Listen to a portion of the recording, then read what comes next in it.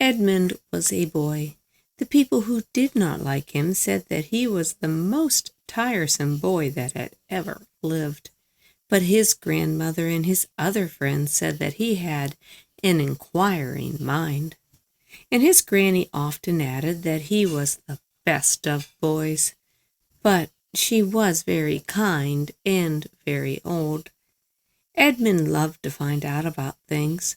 Perhaps you will think that in that case he was constant in his attendance at school, since there, if anywhere, we may learn whatever there is to be learned. But Edmund did not want to learn things. He wanted to find things out, which is quite different. His inquiring mind led him to take clocks to pieces to see what made them go, and to take locks off doors to see what made them stick. It was Edmund who cut open the India rubber ball to see what made it bounce, and he never did see any more than you did when you tried the same experiment. Edmund lived with his grandmother.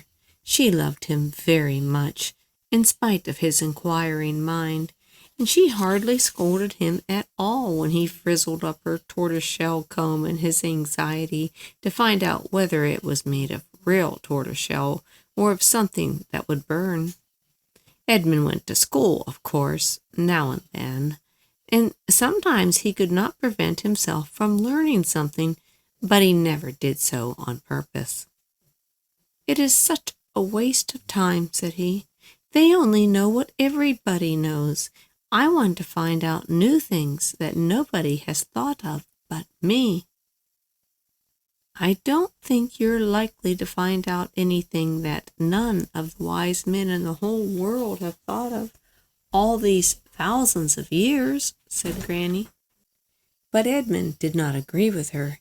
He played truant whenever he could, for he was a kind-hearted boy, and could not bear to think of a master's time and labor being thrown away on a boy like himself, who did not wish to learn, only to find out, when there were so many worthy lads thirsting for instruction in geography, in history, in reading, in ciphering, in Mr. Smiles' self-help. Other boys played truant too, of course, and these went blackberrying or wild plum gathering, but Edmund never went on the side of the town where the green woods and hedges grew. He always went up the mountains where the great rocks were, and the tall, dark pine trees, and where other people were afraid to go because of the strange noises that came out of the caves. Edmund was not afraid of these noises, though they were very strange and terrible. He wanted to find out what made them. One day he did. He had invented all by himself a very ingenious and new kind of lantern, made with a turnip and a tumbler, and when he took the candle out of Granny's bedroom candlestick to put it in, it gave a splendid light. He had to go to school the next day, and he was scolded for being absent without leave, although he very straightforwardly explained that he had been too busy making the lantern to have time to come to school. But the day after he got up very early and took the lunch Granny had ready for him to take to school, 2 boiled eggs and an apple turnover, and he took his lantern and went off as straight as a dart to the mountains to explore the caves.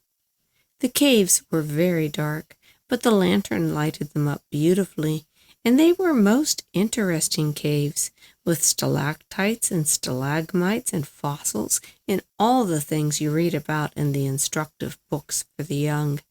But Edmund did not care for any of those things just then. He wanted to find out what made the noise that the people were afraid of, and there was nothing in the caves to tell him. Presently he sat down in the biggest cave and listened very carefully, and it seemed to him that he could distinguish 3 different sorts of noises.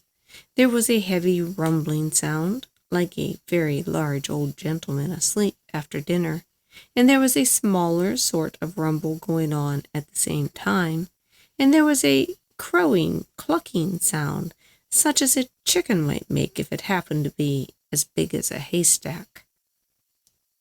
"It seems to me," said Edmund to himself, "that the clucking is nearer than the others." So he started up and he explored the caves once more. He found out nothing, but about halfway up the walls of the cave he saw a hole. And, being a boy, he climbed up to it and crept in, and it was the entrance to a rocky passage. And now the clucking sounded more plainly than before, and he could hardly hear the rumbling at all. "I am going to find out something at last," said Edmund, and on he went. The passage wound and twisted, twisted and turned, turned and wound, but Edmund kept on. "My lantern's burning better and better," said he presently. But the next minute he saw that all the light did not come from his lantern. It was a pale yellow light, and it shone down the passage far ahead of him through what looked like the chink of a door.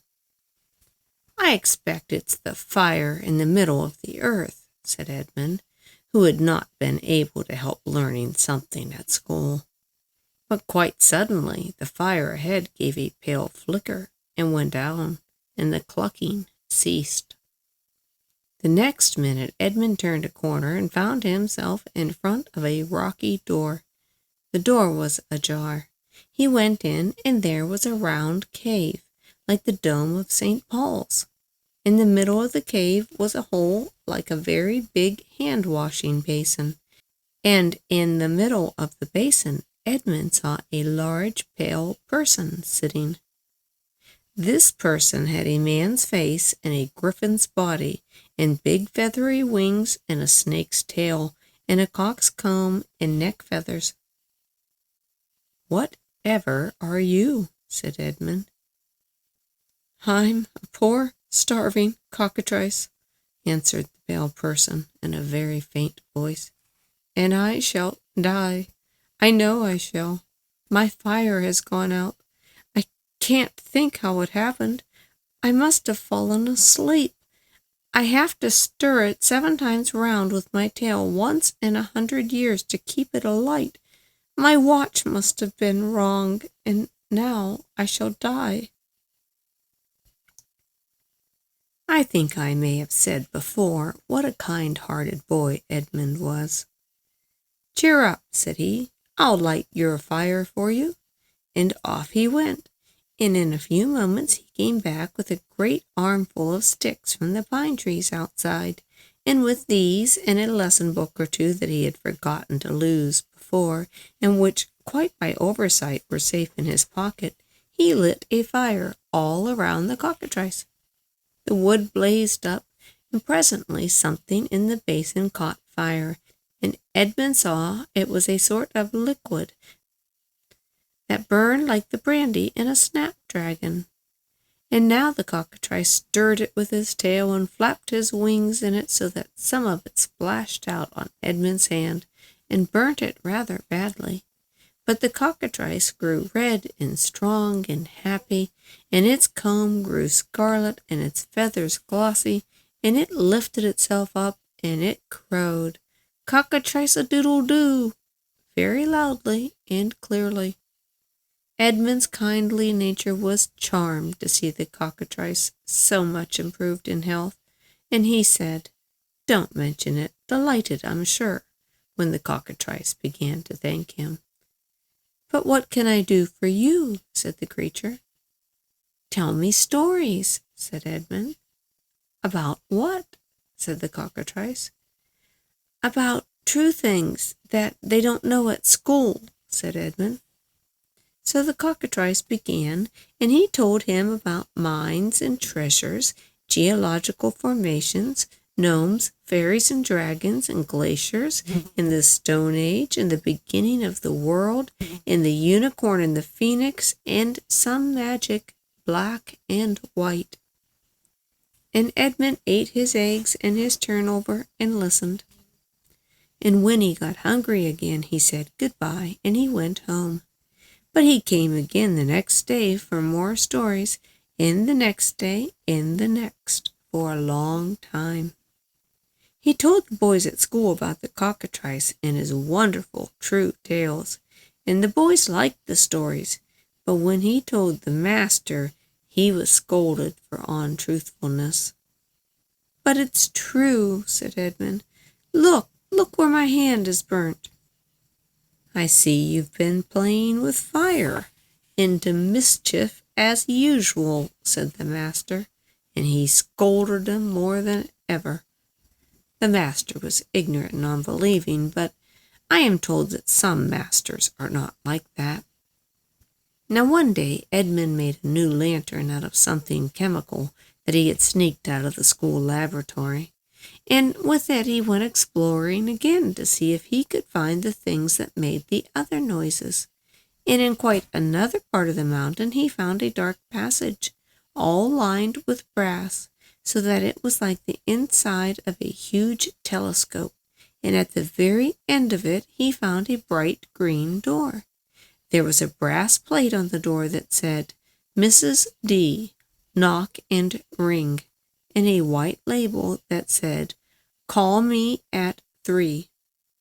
Edmund had a watch. It had been given to him on his birthday 2 days before. He had not had time yet to take it apart to see what made it work, so it was still going. He looked at it now, and it said 2:45. Did I tell you before what a kind-hearted boy Edmund was? He sat down on the brass doorstep, and he waited until 3 o'clock. Then he knocked and rang, and there was a rattling and puffing inside. The great door flew open, and Edmund had only just time to hide behind it, when out came an immense yellow dragon, who wriggled off down the brass cave like a long rattling worm, or perhaps more like a monstrous centipede. Edmund crept slowly out and saw the dragon stretching herself on the rocks in the sun, and he crept past the great creature and tore down the hill into the town and burst into the school, saying, "There's a great dragon coming. Somebody ought to do something. We'll all be destroyed." He was scolded for untruthfulness without delay. His master was never one for postponing a duty. "But it's true," said Edmund. "You just see if it isn't." He pointed out of the window, and everyone could see a vast yellow cloud rising up into the air above the mountain. "It's only a thunder shower," said the master, and he scolded Edmund again. This master was not like some masters I know. He was very obstinate, and he would not believe his own eyes if they told him anything different from what he had been saying before his eyes spoke to him. So while the master was writing, "Lying is very wrong, and liars must be punished. It is for their own good," on the blackboard, for Edmund to copy out 700 times, Edmund sneaked out of school and ran for his life across the town to warn his granny, but she was not home. So he made off through the back of the town, raced up the hill to tell the cockatrice and to ask for his help. It never occurred to him that the cockatrice might not believe him. You see, he had heard so many wonderful tales from him, and he had believed them all. And when you believe all a person's stories, they ought to believe yours. It is only fair. At the mouth of the cockatrice's cave, Edmund stopped, very much out of breath, to look back at the town. As he ran, he had felt his legs tremble and shake, while the shadows of the great yellow cloud fell upon him. Now he stood once more between warm earth and blue sky, and looked down on the green plain dotted with fruit trees and red-roofed farms and plots of gold corn. In the middle of that plain the gray town lay, with its strong walls and the holes pierced for the archers, and its square towers with holes for dropping melted lead on the heads of strangers, its bridges, its steeples, the quiet river edged with willow and alder, and the pleasant green garden place in the middle of the town where people sat on holidays to listen to the band. Edmund saw it all, and he saw, too, creeping across the plain, marking her way with a black line as everything withered at her touch, the great yellow dragon, and he saw that she was many times bigger than the whole town. "Oh, my poor dear granny," said Edmund, for he had a feeling heart, as I ought to have mentioned before. The yellow dragon crept nearer and nearer, licking her greedy lips with her long red tongue, and Edmund knew that in the school his master was still teaching earnestly and still not believing Edmund's tale the least little bit. "He'll jolly well have to believe it soon," said Edmund to himself, and though he was a very tender-hearted boy, I think it is only fair to tell you that he was this. I am afraid he was not as sorry as he ought to have been to think of the way in which his master was going to learn how to believe what Edmund said. Then the dragon opened her jaws wider and wider and wider. Edmund shut his eyes, for though his master was in the town, the amiable Edmund shrank from beholding the awful sight. When he opened his eyes again, there was no town, only a bare place where it had stood, and the dragon licking her lips and curling herself up to go to sleep, just as Kitty does when she's quite finished off a mouse. Edmund gaped once or twice, and then ran into the cave to tell the cockatrice. "Well," said the cockatrice thoughtfully, when the tale had been told, "what then?" "I don't think you understand," said Edmund. "The dragon has swallowed up the town." "Does it matter?" said the cockatrice. "But I live there," said Edmund blankly. "Oh, never mind," said the cockatrice, turning over in his pool of fire to warm his other side, which was chilly because Edmund had, as usual, forgotten to close the door. "You can live here with me." "I'm afraid I haven't made my meaning clear," said Edmund patiently.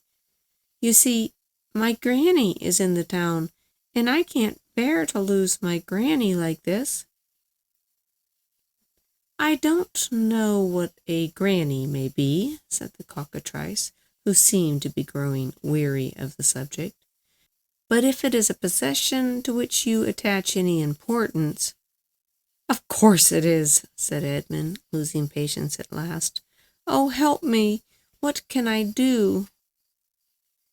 "If I were you," said his friend, stretching himself out in the pool of flame so that the waves covered him up to his chin, "I should find the drakeling and bring it here." "But why?" said Edmund.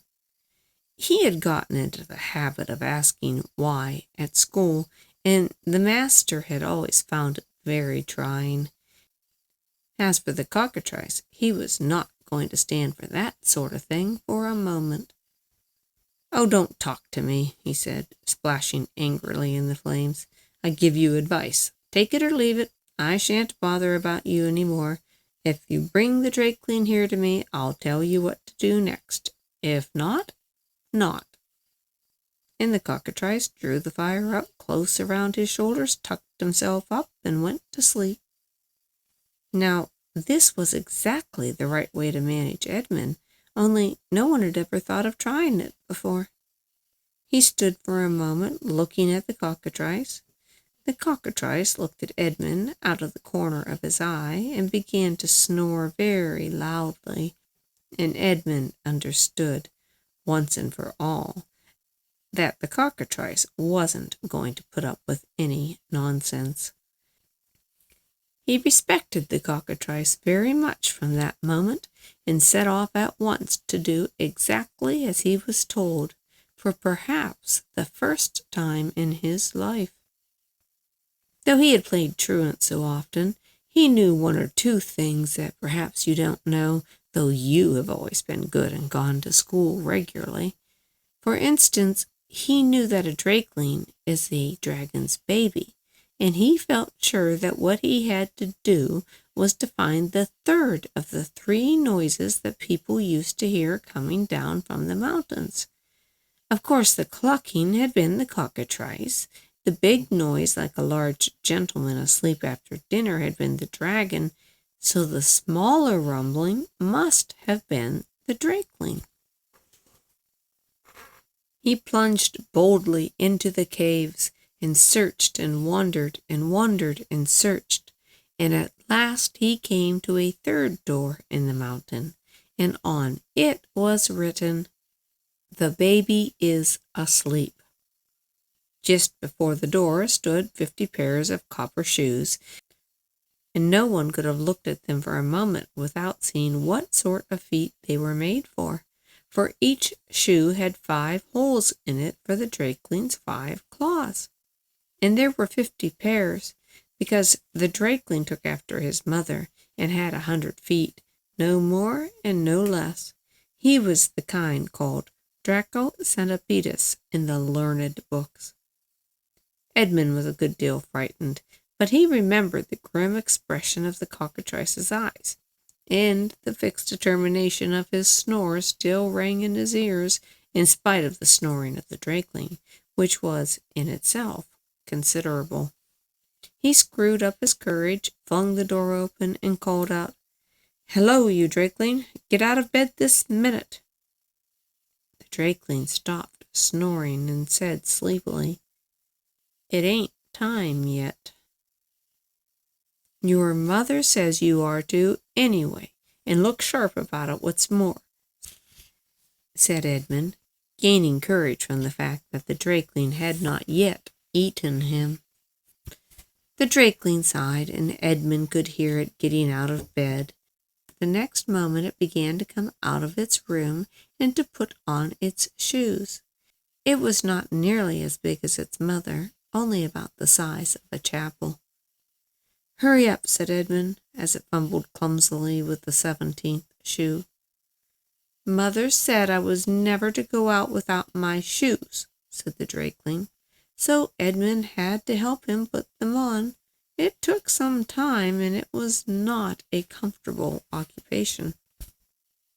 At last the drakeling said it was ready, and Edmund, who had forgotten to be frightened, said, "Come on then," and they went back to the cockatrice.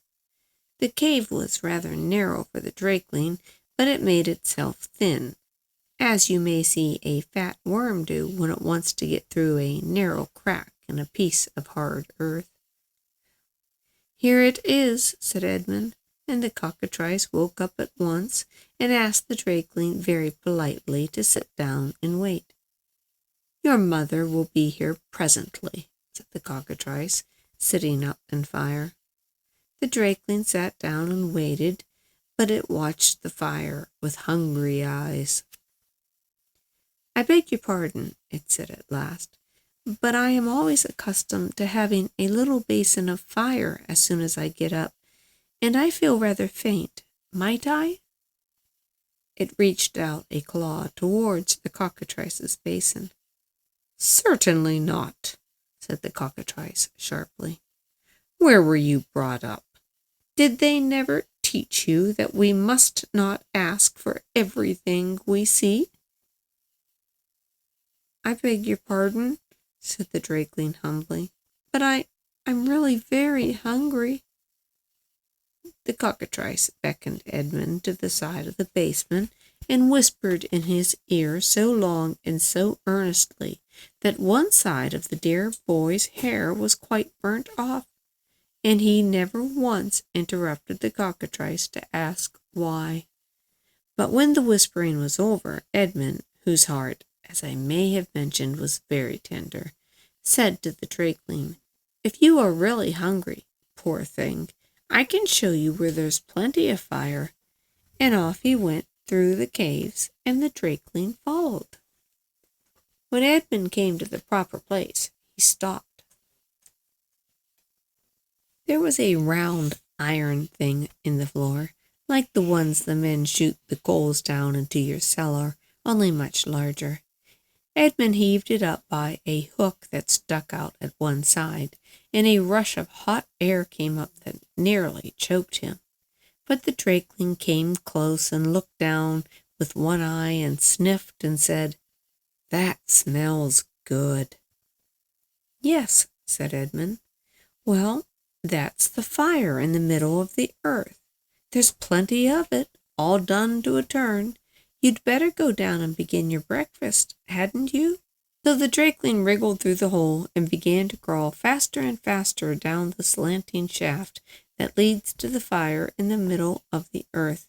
And Edmund, doing exactly as he had been told, for a wonder, caught the end of the drakeling's tail and ran the iron hook through it so that the drakeling was held fast, and it could not turn around and wriggle up again to look after its poor tail, because, as everybody knows, the ways to the fire below is very easy to go down, but quite impossible to come back on.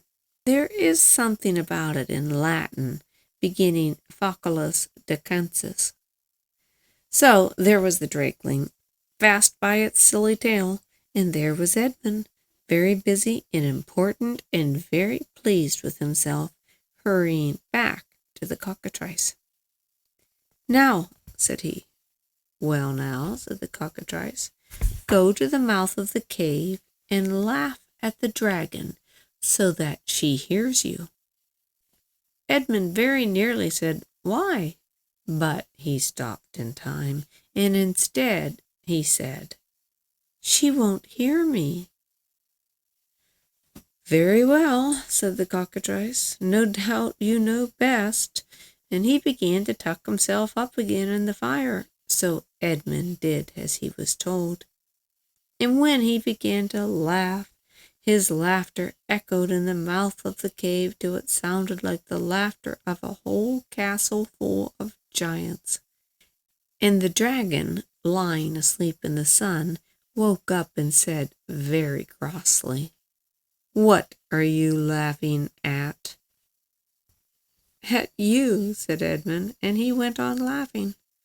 The dragon bore it as long as she could, but, like everyone else, she couldn't stand being made fun of, so presently she dragged herself up the mountain very slowly, because she had just had a rather heavy meal, and stood outside and said, "What are you laughing at?" in a voice that made Edmund feel as if he should never laugh again. Then the good cockatrice called out, "At you! You've eaten your own drakeling. You swallowed it with the town. Your own little drakeling. Ha, ha, ha." Edmund found the courage to cry, "Ha, ha," which sounded like tremendous laughter in the echo of the cave. "Dear me," said the dragon. "I thought the town stuck in my throat. I must take it out and look through it more carefully." And with that she coughed and choked, and there was the town on the hillside. Edmund had run back to the cockatrice, and it had told him what to do. So before the dragon had time to look through the town again for her drakeling, the voice of the drakeling itself was heard howling miserably from inside the mountain, because Edmund was pinching its tail as hard as he could in the round iron door, like the one where the men pour the coals out of the sacks into the cellar. And the dragon heard the voice and said, "Why, whatever is the matter with baby? He's not here." She made herself thin and crept up into the mountain to find her drakeling.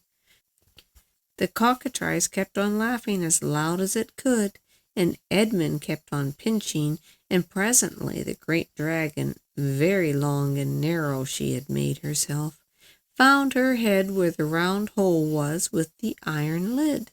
Her tail was a mile or two off, outside the mountain.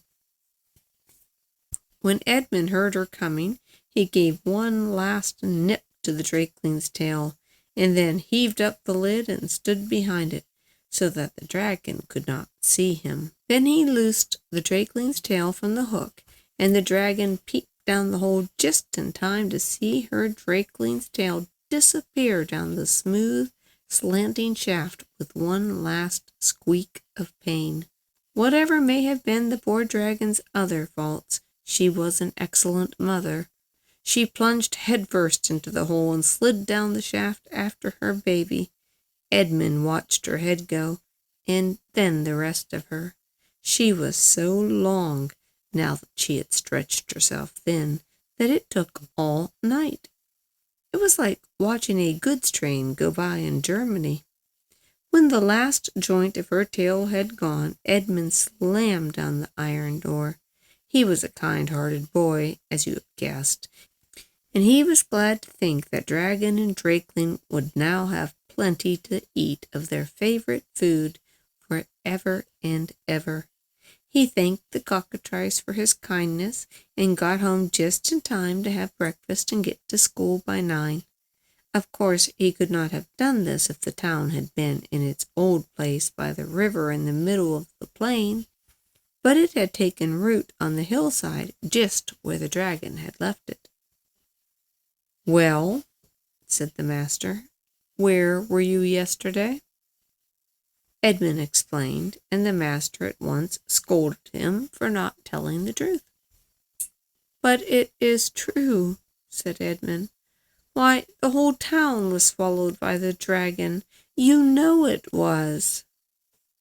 "Nonsense," said the master. "There was a thunderstorm and an earthquake, that's all." And then he scolded Edmund again. "But," said Edmund, who would always argue even in the least favorable of circumstances, "how do you account for the town being on the hillside now instead of by the river as it used to be?" "It was always on the hillside," said the master, and all the class said the same, for they had more sense than to argue with the master. "But look at the maps," said Edmund, who wasn't going to be beaten in an argument. The master pointed to the map on the wall. There was the town on the hillside, and nobody but Edmund could see that, of course, the shock of being swallowed by the dragon had upset all the maps and put them wrong. And then the master punished Edmund again, explaining that this time it was not for untruthfulness, but for his vexatious argumentative habits. This will show you what a prejudiced and ignorant man Edmund's master was. How different from the revered head of the nice school where your good parents are kind enough to send you. The next day Edmund thought he would prove his tale by showing people the cockatrice, and he actually persuaded some people to go into the cave with him. But the cockatrice had bolted himself in and would not open the door. So Edmund got nothing by that except a scolding for taking people on a wild goose chase. "A wild goose," said they, "is nothing like a cockatrice." And poor Edmund could not say a word, though he knew how wrong they were. The only person who believed him was his granny. But then she was very old and very kind, and had always said he was the best of boys. Only one good thing came of this long story. Edmund has never been quite the same boy since. He does not argue quite so much, and he agreed to be apprenticed to a locksmith, so that he might one day be able to pick the lock of the cockatrice's door and learn some more of the things that other people don't know. But he is quite an old man now, and he hasn't gotten the door open yet.